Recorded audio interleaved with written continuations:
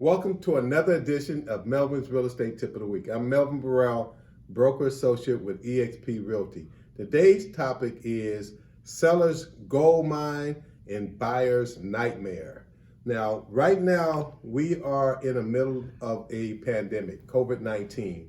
Actually, I think that we might be coming out of it. But however, when we started in this way with the pandemic, I thought the real estate was going to stop, but it did just the opposite.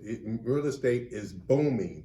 And right now, if you are a seller and you're not selling your home, and that's your goal to sell your property, and you've been procrastinating, you're missing out. You're missing out on opportunity. For sellers, this is a booming market. It's not a lot of inventories, and you have tons of buyers that are looking to buy because of the interest rate. So I want to talk about that. I have my buddy here, Daryl Clark, been in the business for over 15 years, and he's out there in the field working with buyers and sellers. And I want to just get his opinion on this market. So how is this market going for you, Daryl? Well, the market is crazy. I mean, if you're a seller, this is a gold, like you mentioned, this is a gold mine for you. Right. They're getting more than asking price. They're pretty much setting all the terms. If you're a buyer with a ton of money, then you can play the game. If you're a buyer with limited funds, then you're at the beck and call of those individuals that are playing the market. What would you say to sellers that, for whatever reason, they want to sell, but they have not put their house on the market, so they're procrastinating? Well, if you want to sell in this market now, this is the best time to do it. Number one, we've been in pandemics before. Our last pandemic was an economic pandemic 15 years ago. Yeah. This pandemic here has to do with, unfortunately, people's lives.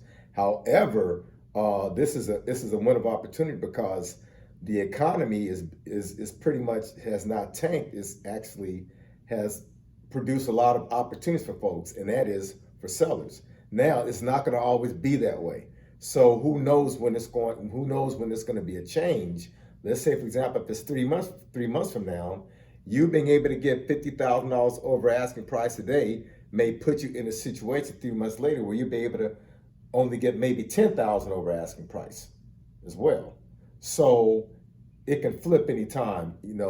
There's no better time to do it than now. Now, let's talk about buyers.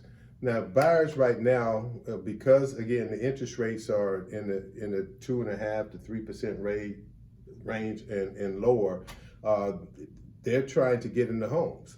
And so what they're finding is when they make an offer, there's multiple offers, and a lot of times they are having to come up with more money over the asking price. So what is your thoughts on that? Well, it's really tough because when you look at, when you ask yourself, when you're making those kind of business decisions, so to speak, why am I going to pay for a house that I know that's going to be $20,000, $30,000 less in value once I close escrow? Mm-hmm. So really, this market is being driven by emotion. So when I'm sitting down with my clients, first I look at the recent comparables in the area. I look at the sales that are going on. I look at the properties that are pending right now. And then they have to make the overall decision. Now, you have situations where sellers are telling the buyers to remove what you call their contingencies, their appraisal contingencies, meaning that if this property comes in $20,000 under, it's on you to pay that difference. I cannot have my buyer do that, especially if you're working with a first-time buyer. Now, you have some that have a lot of cash and they understand the market and they're really being driven by emotion and they want you to do that and you follow their lead, but I would not want to lure somebody into that type of situation. Yeah, because real estate works in cycles. Yeah. And, like every 7 to 10 years, there's a change. So there's a change that is on the way. Yeah. And you don't want to be in a property where you're upside down. Yeah. A lot of times these homes are fixer-uppers, so you overpaid for it, and now you have to fix it up. So I would say buyers beware. Buyers beware. So Daryl, thanks for being on my show. And always glad to be here. Thank you.